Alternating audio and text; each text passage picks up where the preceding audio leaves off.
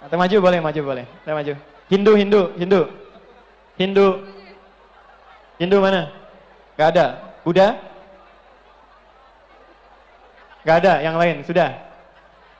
Oke, saya cuma minta satu aja ya. Nama siapa? Maria Kristina Mutibaria. Oke, Maria. Satu lagi? Desri Sukurniata Lambenua. Desti, kemudian?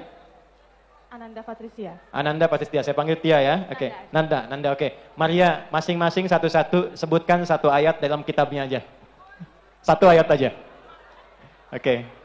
Maria? Satu aja. Apa aja? Ya? Aku.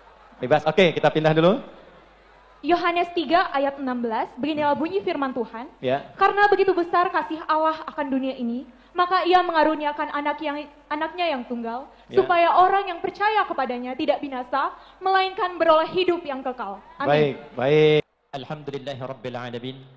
Alladzi istafa nabiyyana wa sayyidina Muhammadan khairal bariyah wattasafa ummatahu bil ummatil muhammadiyah. Fa salawatuhu tam wassalamuhu al-kamil ala hadzal nabiyil karim wa ala alihi wa sahbihi wa dzurriyyatihi wa ummatihi ila yaumil qiyamah wa ba'd. Yang kita hormati, kita muliakan, ini ada Ketua Majelis Tabligh Pimpinan Pusat Muhammadiyah, Kiai Haji Fathur Rahman Kamal. Kita doakan semoga beliau sehat, diberikan kelancaran dan kekuatan dalam berdakwah.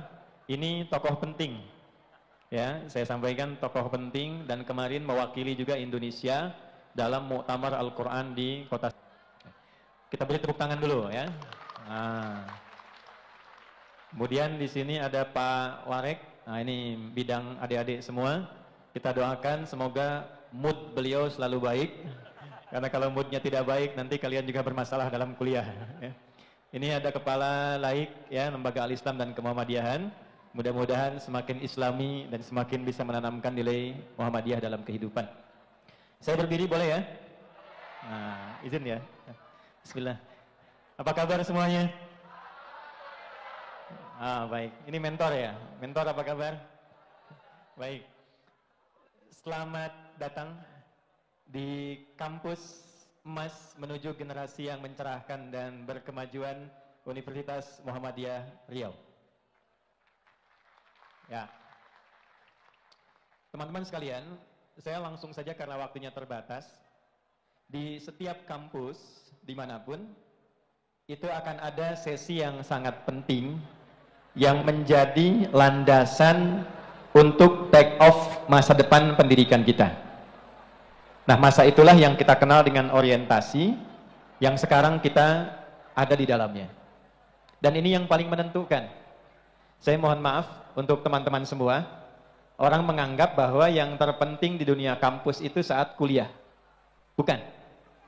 Yang penting itu sekarang. Yang penting itu sebelum Anda memulai pendidikan, proses tadi, maka rancang bangun roadmap yang disusun untuk menata masa depan Anda dari awal masuk sampai lulus itu sekarang. Jadi kalau Anda tidak punya peta jalan yang dibuat dari sekarang, maka yang Anda akan dapatkan dalam proses belajar dan mengajar, baik Anda dan dosen, itu hanya netral-netral saja. Nah, seperti sekarang nih, ya, kita akan lihat nanti apa perubahan yang terjadi dan dampak pertemuan ini sampai ketika Anda menjalani proses perkuliahan ke depan. Saya agak cepat. Siapa yang rencana lulusnya 3 tahun? Boleh angkat tangan. Oke. 3 tahun, 3 tahun. 4 tahun? 2 tahun? Nah, DO tuh. Standarnya kan 4 tahun ya? Oke, ada berapa fakultas? Kedokteran mana kedokteran? Ada kedokteran. Fakultas apa lagi Pak Warek? Ya? Studi Islam. Studi Islam mana? Oke, ya, dan yang lainnya 9 fakultas 30 prodi. Baik. Saya mau tanya sebentar, kita cek dulu. Pelan-pelan ya. Siapa yang rencana IPK-nya 4? Boleh angkat tangan. Oke, boleh turun. Siapa yang punya rencana lulus dari sini menguasai 3 bahasa internasional? Yakin ya? Tolong kamera disorot tuh, nanti kita masukin catatan tuh. 3 ya? 3. Oke, turunkan. Bahasa Inggris, angkat tangan. Bahasa Arab. Perancis. Comment ça va? Ça va bien? Oke, baik, turunkan dulu, turunkan. Kita akan belajar dengan singkat dan padat. Kenapa? Pertemuan ini begitu penting. Teman-teman, satu, kalau kita ingin menjadi mahasiswa dan alumni yang berkualitas, maka syarat yang terpenuhi mesti dua. Satu, ada contoh teladan. Anda mau ikut siapa? Biasanya saat akan masuk itu kita punya sosok keteladanan yang kita siapkan untuk diikuti, ada figur. Yang kedua, ada pedoman. Anda tidak mungkin bisa belajar dengan baik, bisa sukses kalau tidak ada pedoman terbaik yang bisa kita ikuti. Nah, karena sekarang ini bulannya kalau di Islam itu ada bulan lahirnya Nabi, bulan Maulid, maka secara singkatnya tidak ada sosok yang disepakati. Bahkan oleh penulis buku paling terkenal, 100 tokoh berpengaruh di dunia, Michael H. Hart, nomor satunya adalah Nabi Muhammad SAW. Saya berikan satu gambaran, ini kurang lebih ada 2.400-an ya? Kurang lebih ya? Yang non-muslim ada? Non-muslim, ada, bagus. Yang Kristen ada? Protestan? Hindu? Hindu ada? Buddha? Bagus, berikan tepuk tangan dulu untuk teman-teman semuanya. Baik, kenapa saya tanya? Karena nanti dasar keyakinan, dasar beragama, itu nanti menjadi bagian yang paling penting untuk mensupport nilai intelektual kita. Ini materi penting ya, saya mengajar di beberapa institusi negara, dan yang dibutuhkan itu ini. Nih teman-teman, saya mau tanya sebentar, akal sehat penting nggak? Oke. Kalau saya hitung sampai 3, saya berikan challenge, silakan angkat tangan. 1, 2, 3. Oke, Anda maju ke depan. Pinjam mic-nya.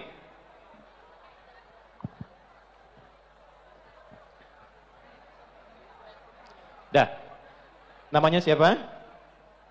اسمحوا لي أن أعرف نفسي اسمي محمد أفوان أيدي تتكلم باللغة العربية؟ نعم تكلمت باللغة العربية ما شاء الله صدقها طيب هذا أخونا يتكلم لغة عربية جيدا ويريد يتحدث معنا باللغة العربية فنسمع منه إن شاء الله. اسمك كريم؟ نعم. اسمك كريم؟ ما اسمك؟ محمد أفوان أيدي. طيب محمد من أين أنت؟ جئت من بكنبارو. جئت من بكنبارو. لماذا اخترت هذه الجامعة؟ لأن أريد أن أطور مهارتي. تريد أن تطور مهارتك. أيهما الأهم العقل أو القلب؟ القلب. لماذا؟ لأن العقل دون القلب لا يدخل علم أو لا يدخل العقل دون القلب لا يأخذ العلم. Ayo beri tepuk tangan dulu. Boleh. Ya, yang tepuk tangan paham nggak tuh? Paham? Paham tuh? Wah, assalamualaikum. Baik. Yang teman-teman saya mau tanya sebentar. Oke, Muhammad terima kasih. Kita berikan tepuk tangan sekali lagi. Ya, tolong dicatat ya, 1 juta rupiah. Silakan kembali. Ya. Saya serius. Sebentar. Ya, sebentar, saya mau tanya.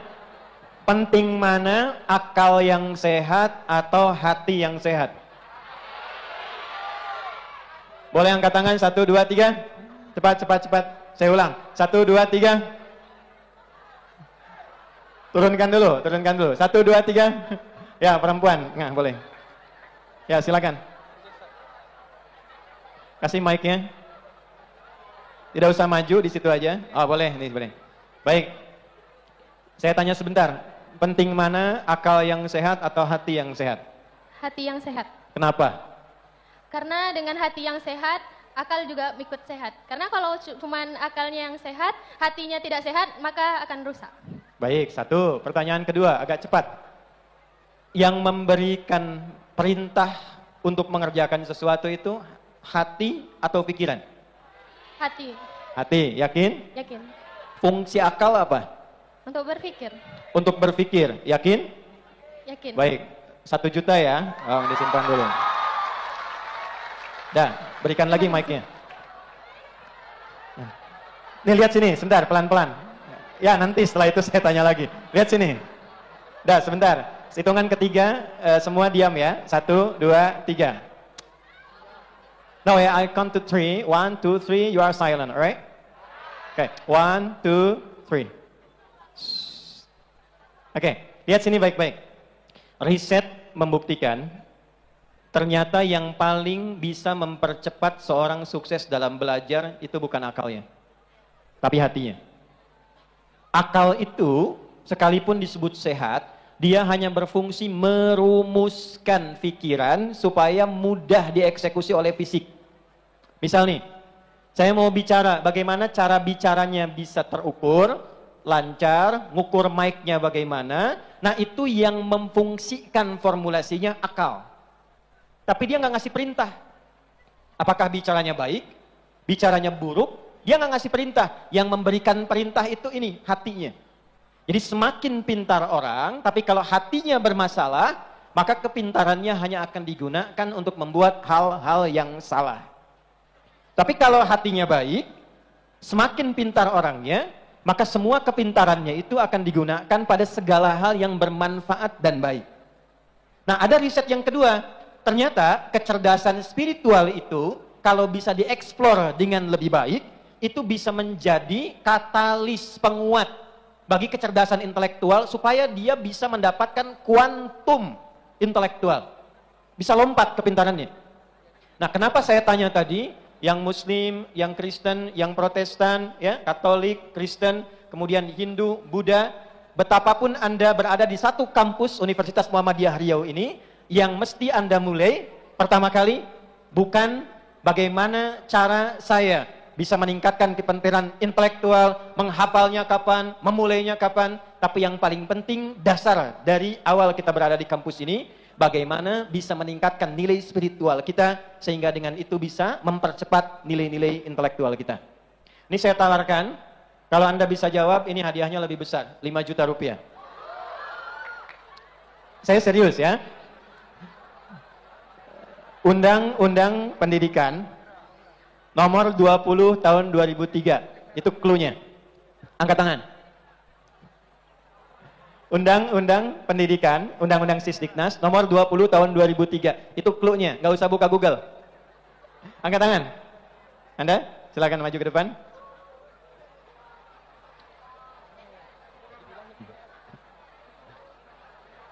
Oke, nama siapa?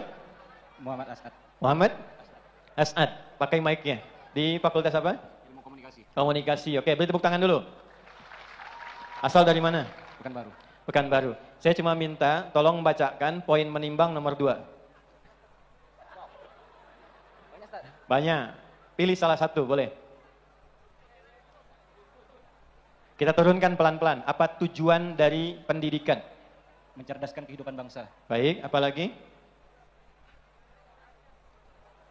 2. Oke, poin. Berikan tepuk tangan dulu. Sekali. Ya, karena sudah maju, sudah bagus, dan sudah ambil poinnya. 500.000 ya. Silakan kembali ya. Oke. Coba lihat teman-teman. Lihat. Enggak, saya menghargai angkat tangan, maju ke depan, dan itu nanti poinnya. Kita belum mulai, kita hanya pengenalan dulu nih. Lihat baik-baik. Undang-Undang Dasar 1945 mengalamatkan pemerintah menyelenggarakan, mengusahakan satu sistem pendidikan nasional yang meningkatkan keimanan dan ketakwaan pada Tuhan Yang Maha Esa serta akhlak mulia. Itu dari 5 poin menimbang A sampai E, Anda buka yang poin B. Nomor satunya, peran terbesar, yang pertama kali diamanatkan undang-undang, itu bukan membuat bagaimana caranya Anda jadi pintar, bukan. Yang pertama itu, bagaimana caranya Anda menjadi baik. Meningkatkan keimanan dan ketakwaan pada Tuhan Yang Maha Esa. Baik dulu. Sebab kalau Anda jadi pintar tapi tidak baik, alih-alih menjadi orang bermanfaat, kepintaran Anda berpotensi digunakan untuk merusak. Saya mau tanya gini, di Indonesia sekarang ahli hukum banyak tidak? Kenapa hukumnya tidak tertib? Yang pintar banyak, yang baiknya sedikit. Ahli ekonomi banyak nggak? Begawan ekonomi kita bahkan diminta oleh Singapura, diminta oleh negara lain. Kita punya banyak ahli di bidang ekonomi. Kenapa tidak kuat? Karena yang belum kita temukan yang baiknya. Jadi ketika 2.500 orang masuk ke UMRI ini, diamanatkan oleh undang-undang, yang pertama dimintakan, bukan Anda belajar untuk cerdas dulu. Tapi yang pertama dimintakan, bagaimana Anda menyiapkan diri untuk meningkatkan iman dan takwa, sehingga kuat secara spiritualitas dulu. Itu. Itu rahasia pertama. Baru mencerdaskan kehidupan bangsa. Setelah saya riset, ternyata ada korelasi orang yang cerdas spiritualnya, itu akan membantu intelektualnya meningkat minimal 3 kali lipat dari kecerdasan orang biasa. Yuk kita cek ya. Ini saya fokus ke yang muslim dulu ya. Ya, saya baca juga, saya punya koleksi Bible di rumah. Dengan segala versi dan terbitan. Saya punya koleksi dulu yang Talmud dan seterusnya. Ya, saya mulai dengan yang muslim sebentar. Siapa tokoh yang paling berpengaruh dalam Islam? Gak usah angkat tangan, jawab aja, ini gak ada hadiahnya. Siapa? Nabi Muhammad. Siapa orang paling hebat menurut kita muslim yang kita kenal? Nabi Muhammad. Siapa orang paling cerdas yang menurut kita kenal? Oke, titip simpan poinnya satu itu, Nabi Muhammad. Banyak orang lupa, Nabi itu diutus bukan sekedar menjadi seorang Nabi dan Rasul mengajarkan risalah Islam, tapi di antara poin terbesarnya adalah membimbing manusia supaya cerdas. Saya ulang ya. Membimbing manusia supaya cerdas. Itulah sebabnya kenapa diutusnya bukan di Romawi. Anda lihat, di masa itu Romawi kan punya kekaisaran. Lalu ada Persia di sampingnya. Kalau sekarang Amerika, Tiongkok. Nabi tidak diutus di Romawi, tidak diturunkan di Persia, tapi yang dipilih itu wilayah Mekah, lembah, jauh dari peradaban, orangnya kebanyakan khatam kriminal. Anda bayangkan, yang mabuk khatam.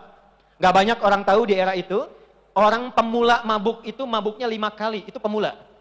Kebayangkan profesional bagaimana? Pemula 5 kali. Zina, khatam. Mencuri, khatam. Tiba-tiba datang seorang sosok Nabi Muhammad, membimbing masyarakatnya. Ini rahasianya, kenapa yang dipilih yang terbelakang, ingin menunjukkan kepada kita, ini inti risalahnya.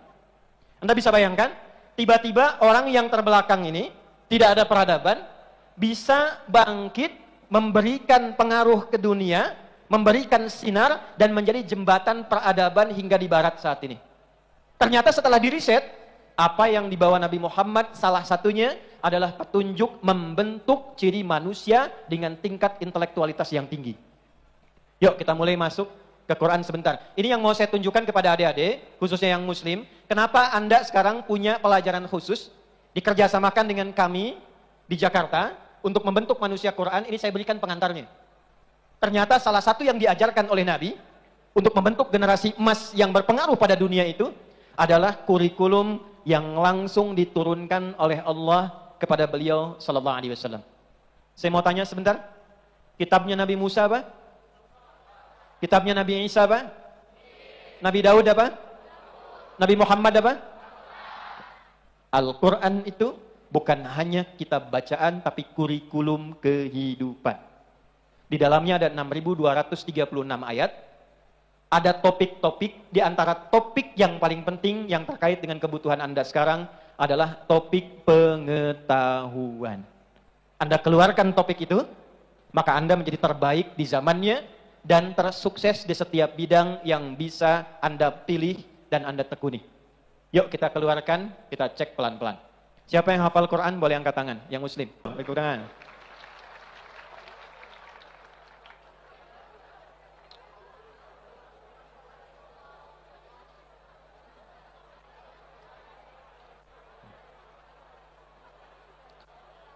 Silakan maju ke depan. Tolong mic-nya dibantu. Ya, sini deh depan. Nama siapa? Nama saya Raffi Laksana Somun. Raffi Laksana Somo. Panggilan? Raffi. Baik, Raffi. Raffi fakultas apa? Ilmu komunikasi. Ilmu komunikasi. Hafal Quran berapa juz? Alhamdulillah pernah hafal 30 juz di setoran. Di Udah ada setoran. Baik. Hafal Qurannya dengan ayatnya? Insyaallah. Insyaallah. Baik. Surat An-Nisa. Hafal? Insyaallah. Berapa ayat? Berapa ada di pikiran? Oh, 4. Baik. Enggak, jumlah An-Nisa berapa ayat semuanya? 200-an lebih. 200 pilih. 175 apa 174? Awalnya lupa Ustaz. Kalau diingatkan insyaallah. Baik. Nah, bukan 175, bukan 174 tapi 176 ya. Baik, saya minta yang 174. Ya ayyuhan nasu qad ja'akum burhanum mir rabbikum. A'udzu billahi minasy syaithanir rajim. Ya ayyuhan الناس قد جاءكم برهان من ربكم وأنزلنا إليكم نورا مبينا. Baik, mundur ke belakang Al-Baqarah 185, Syahrul Ramadan. شهر رمضان الذي أنزل فيه القرآن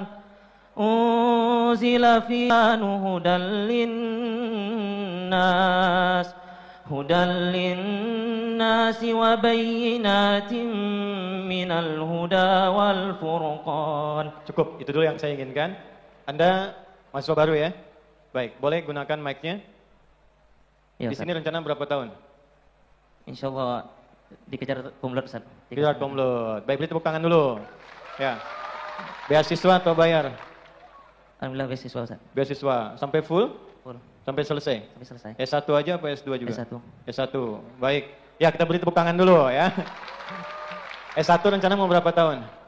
3,5 tahun. 3,5 tahun. 3,5 berarti 12 kali 3,5. Berapa hasilnya? Berapa bulan? 42 bulan. Ya kan? Tolong ya, setiap bulannya dapat beasiswa 1 juta rupiah. Ya, akan kembali. Ya, setiap bulan ya. Ya, cukup dulu. Dimulai dari bulan depan ya, tolong dicatat namanya. Karena dari kampusnya sudah gratis. Yuk lihat baik-baik sini. Saya mau cepat ya teman-teman. Nanti yang mau saya katakan, nanti yang muslim kenapa ada program dengan Quran, ini yang mau saya sampaikan pada Anda semua. Dan waktu kita hanya sedikit. 1, lihat sini. Allah mensifati Quran dengan nur. Wa anzalna ilaikum nuran mubina. Dan saya turunkan bersamaan dengan turunnya Muhammad, itu ada cahaya yang dibawa oleh Nabi yang menerangi semua bagian kehidupan kita. Apa fungsi cahaya? Menyinari, menghilangkan yang gelap, menyingkap yang terang. Di antara yang disebut dengan cahaya, itu sepakat salah satunya dari ulama, sepakat di antara maknanya adalah pengetahuan. Ilmu disebut dengan cahaya karena ilmu itu bisa menyingkap sesuatu yang tadinya gelap.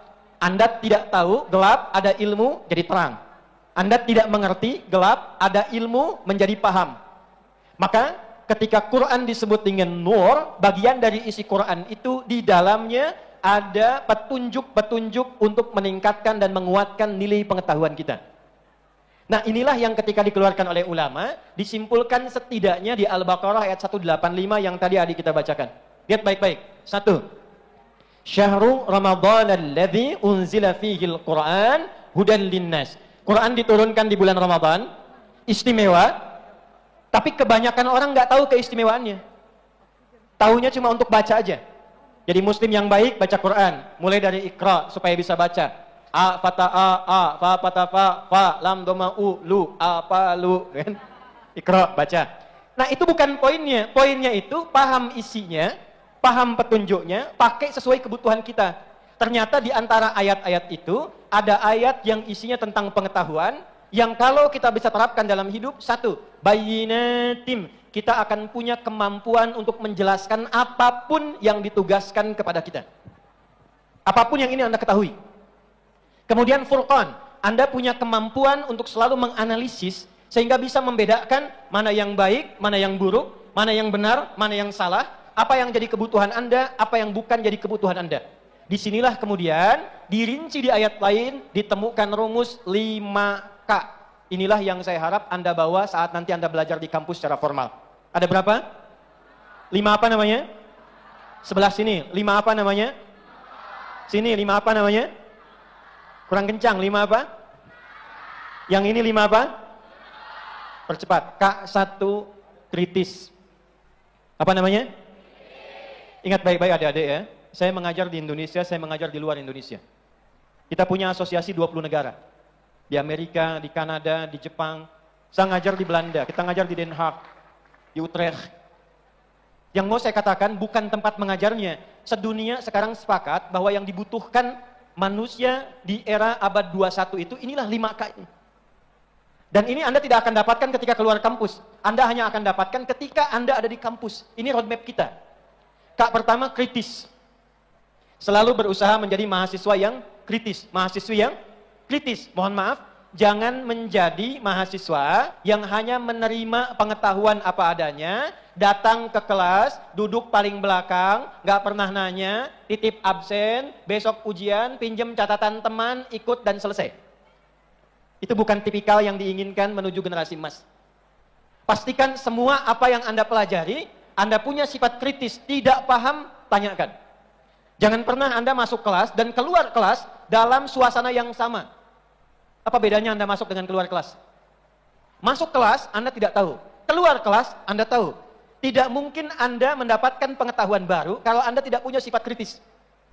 Ya, setiap Anda tidak memahami sesuatu, tanyakan. Kalau perlu, tanyakan sesuatu yang jarang biasa orang tanyakan.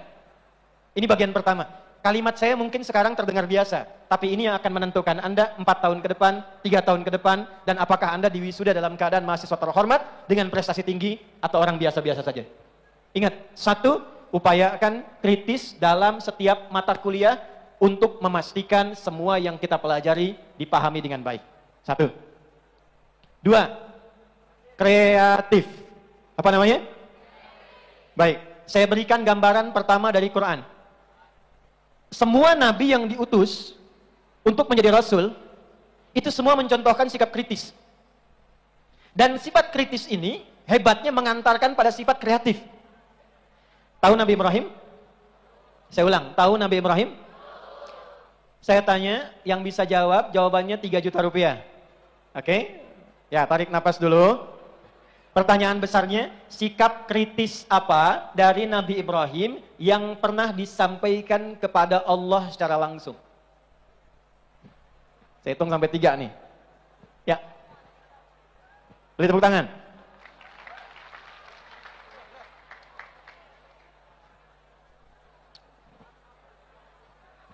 Namanya siapa? Mulkia Zikri dari Fakultas Ilmu Komputer, Prodi Teknik Informatika. Oke, Zikri, langsung saja. Hafal Quran berapa juz? Cuman juz 30, Ustaz. Juz 30, baik. Sikap kritis Nabi Ibrahim yang pernah ditampilkan oleh Quran dan ini langsung disampaikan kepada Allah. Silakan. Sikap kritisnya yaitu pada saat Nabi Ibrahim itu bermimpi ketika dia itu Sebentar ya, ini cash nih langsung nih. Ketika dia ingin menyembelih Ismail. Pada saat itu dia sebenarnya bimbang juga ingin menyembelih anaknya yang sudah lama ia dambakan. Tapi karena memang itulah perintah dari atas langsung, secara logika itu juga Tuhan. Sikap kritisnya apa? Siap kritisnya memerintah. Baik, kita jeda sebentar, adzan berkumandang. Tapi saya berikan bocoran, ini jawabannya sedikit agak melebar, tapi nggak apa-apa, dapat 10% jadi 300.000 rupiah. Silakan kembali, kita dengar adzan sebentar ya. Baik teman-teman, fokus sebentar 10 menit dan ini nanti yang paling menentukan untuk kita. Oke, yang saya maksud bukan Quran surat As-Saffat ayat 102 sampai 109. Yang saya maksud Al-Baqarah ayat 260. Nabi Ibrahim itu nabi, rasul. Tahu Allah itu sang pencipta. Allah itu segalanya. Tapi dalam keadaan yakin, beliau masih bersifat kritis untuk bertanya guna melahirkan ketenangan dalam batinnya. Perhatikan kalimatnya. Wa idz qala Ibrahimu rabbi arini kaifa tuhyil mauta. Dan kita diminta belajar. Pelajarannya untuk kita, bukan untuk Ibrahim. Idz itu dia punya 3 arti. Pelajari, pahami, ingat apa yang telah Anda pahami itu kan. Wa idz qala Ibrahim, dan yang belum tahu pelajari. Kalau sudah belajar pahami. Kalau sudah pahami, sudah paham, ikuti jejaknya untuk Anda kerjakan. Ketika Ibrahim itu bertanya secara kritis. Jadi Anda ikut ini. Nabi, bapak para nabi saja, beliau mencontohkan kepada kita untuk berpikir kritis. Dan itu ditunjukkan langsung pertanyaan itu, memohon petunjuk kebenarannya dari Allah, dari Tuhan Sang Pencipta. Ketika beliau bertanya kepada Allah, ya Allah, bagaimana caranya engkau menghidupkan yang mati? Kita yakin nggak kalau Tuhan itu punya kemampuan menghidupkan yang mati? Yakin? Mematikan yang hidup, yakin? Perhatikan, tapi kan kita nggak pernah tahu gimana caranya. Nah itu yang dimaksud sikap kritis untuk menemukan hal-hal yang baru. Anda kalau kelas, terima mata kuliah, Anda hafalkan, Anda kurang kritis, Anda kurang kreatif. Apa bedanya Anda dengan alumni-alumni sebelumnya? Yang perlu kita lakukan, sejak Anda masuk ke dalam kampus, lalu ke dalam kelas sesuai jurusan Anda, dan mendapatkan mata kuliah dengan semua bacaan-bacaan itu, apa hal baru yang Anda temukan dari situ? Saya sebelum masuk kampus, itu saya sudah survei di mana kampusnya, saya kuliah di Tripoli. Itu sebelum saya datang, saya tanya, di tempat saya kuliah, asrama saya di mana? Masjidnya di mana? Perpustakaannya di mana? Jarak perpus ke kelas berapa meter?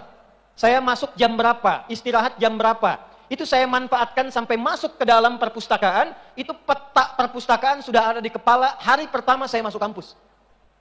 Ruang 1 ini, ruang 2 ini, 3 ini, 4 ini. Ada kitab apa, buku apa, sampai letaknya, raknya, sampai tinggi berapa, rak itu berapa, itu sudah saya petakan dari awal masuk. Dan saya sudah baca buku-buku yang akan diajarkan sebelum saya masuk. Jadi ketika kita masuk, kita hanya memecahkan ketidakpahaman yang telah kita dapatkan saat kita baca. Jadi bukan Anda masuk, Anda belum dapat apa-apa. Itu bukan tipikal generasi baru. Jadi kalau sekarang Anda datang di orientasi ini dan bersiap masuk kampus, tapi mental Anda hanya sekedar datang, duduk, terima pengajaran, setelah itu pulang, Anda tidak akan pernah menjadi generasi emas yang siap membawa bangsa ini terbang tinggi. Maka ingat pesan saya, ini Anda akan dapatkan berapa hari setelah masuk kampus. Jangan pernah Anda masuk sebelum Anda tahu apa yang akan Anda pelajari di tempat Anda berpijak itu. Oke, 1. 2, saya agak cepat ya, karena waktu kita cuma sebentar. Usahakan sedapat mungkin, karena sekarang masanya sudah berubah. Dulu cuma sekitaran Riau dengan Sumatera, Riau ke Jawa.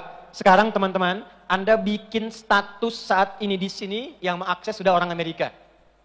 Yang mengakses sudah dari Timur Tengah. Yang mengakses sudah dari Asia Timur, bahkan ke jauh. Karena itu, saya berharap dari sekarang, Anda tolong bikin roadmap Anda, salah satunya cantumkan. Jangan dibikin sekarang ya, tapi dibikin nanti untuk 4 tahun ke depan paling sedikit, jangka pendek. Setelah Anda lulus, 4 tahun ke depan, 1, kalau menguasai materi kuliah, itu sudah kewajiban. Tapi yang saya ingin katakan, bagaimana Anda mengembangkan hasil belajar Anda, supaya Anda bisa berperan dalam kehidupan lokal dan global. Maka salah satunya, mohon punya target kuasai bahasa internasional. Saya ulangi, kuasai bahasa apa? Awas, ada beda antara bahasa asing dengan bahasa internasional, itu beda. Kalau bahasa asing, bahasa yang asing di telinga Anda, sehingga dengan itu Anda ingin mengenalnya. Yang bisa bahasa Sunda di sini siapa? Nu tiasanya Riau Sunda? Nah, ya kan mung ieu unggul, tapi kan nu sanesna nu teu ngartos bahasa Sunda karaos asing. Tuh. Leres teh? Leres. Ya, bagi yang tahu bahasa Sunda tidak asing, tapi yang tidak mengenal bahasa Sunda itu menjadi bahasa asing. Anda yang dari Sumatera pengen kenal bahasa Jawa karena asing, itu bahasa asing.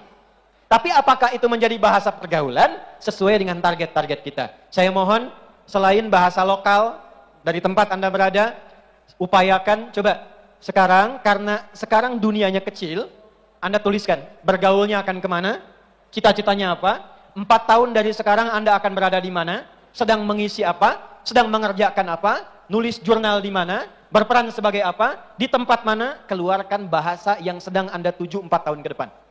Saya sejak masuk pesantren, artinya usia 13 tahun, itu sudah menuliskan 1 bahasa Arab, 2 bahasa Inggris, 3 bahasa Jepang. Tahun sekian saya akan ada di Arab. Tahun sekian saya mengunjungi Inggris. Tahun sekian saya berada di Jepang. Anda tahu apa yang terjadi? Saat ini hampir semua negara Arab telah kita kunjungi. Di Inggris saya bahkan kunjungi stadionnya MU. Saya datang ke stadionnya Liverpool. Kita ngajar juga di Manchester. Kita kunjungi ke London. Di Jepang malah kita bangun sekolah yang akan kita resmikan bulan November depan. Ya, ternyata apa yang kita tuliskan itu bukan sekedar sesuatu yang ingin kita kuasai, tapi itu adalah wujud masa depan yang ingin kita capai. Terakhir, siapa yang menguasai 2 bahasa, Arab Inggris? Maju ke depan, Arab Inggris. Yang ada yang perempuan. Ya, silakan. Tangan lihuna. Taqaddam. Okay, go forward please. Alright, could you please give her a microphone please? Alright. Can you introduce yourself? What's your name and your faculty? Okay, let me introduce my name. My name is Arauda Bunaya Hadi. You can call me Naya. I'm from Faculty of Law. Faculty of Law. Give applause for Naya. Okay. Okay, Naya, what is your own future and how you prepare? How do you prepare for your own future? Okay, because I choose law, I want to concentrate on international political, and Do you want to focus on international political? yeah, the focus. And also, I have a plan to take TOEFL and IELTS to pass MSEB or MBKM. After you graduated from this university, In do you expect also to continue your study abroad, for example? Yes, I have a plan to Which take country do you scholarship choose? to South Korea or Turkey. South Korea. Yeah. or Why South Turkey. Korea? Why don't you choose, for example, England or America or Canada? Because I need environment who really focus on their future, and How do you know there's a lot of environment in South Korea? I have some friends from there. Oh, you have some friends from Yeah. Korea. They support me to raise my dream. Okay, give applause for Naya. Yeah, it's appreciate. It's honor for me to discuss with you. And we have also a special gift for you, 5 million rupiah. All right. Do you also speak another language beside English? Yes, in Arabic, but just a little. A little bit Arabic. Yeah. كيف حالك؟ أنا بخير. بخير الحمد لله. يعني اخترت أنت يعني في شعبة الحكم لكي تستطيعي أن تعودي إلى البلاد وتواصلي إلى كوريا الجنوبية هكذا؟ Too difficult. Too difficult to answer, right? I think you have to improve your language for the future. So during your living here in the university, add your capability in language to train yourself to speak Arabic well, yeah, as well as you speak in English, right? Yeah.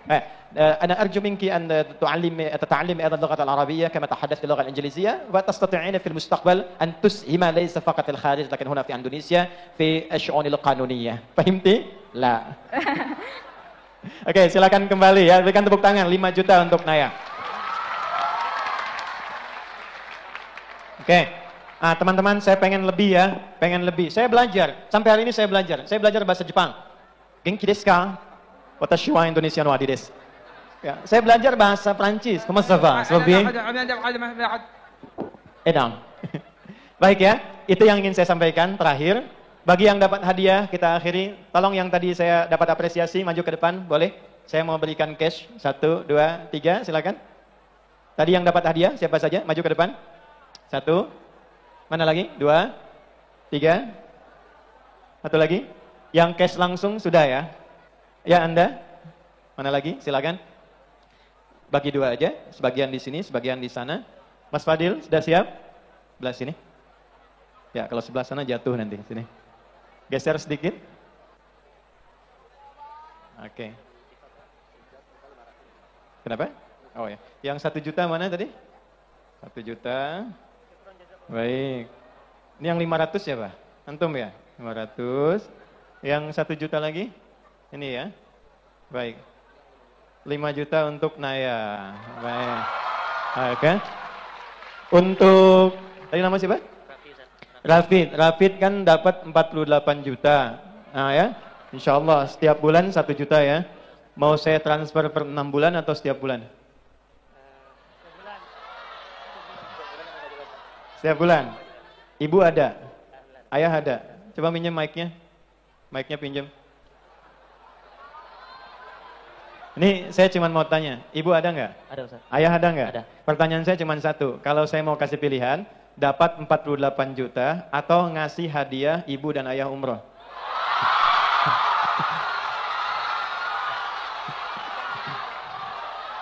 Udah. Kasih hadiah untuk orang tua Ustaz. Dia umroh ya? Ya. Tapi resikonya nggak dapat per bulan. Nggak apa, yakin? Oke, ya berikan tepuk tangan.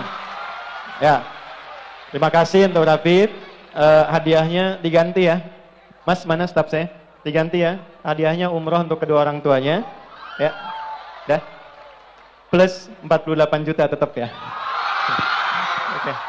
Ayo silakan kembali ke tempat masing-masing. Makasih ya. Silakan appreciate for all of you. Thank you. Boleh, silakan. Langsung aja, langsung. Langsung aja. Gini aja. Nah, kita gini aja. Udah, makasih. Baik. Terima kasih teman-teman untuk pertemuan hari ini. Mudah-mudahan semuanya baik, sehat, dan kompak. Saya mau minta satu, yang Katolik mana? Katolik. Katolik, boleh ke depan.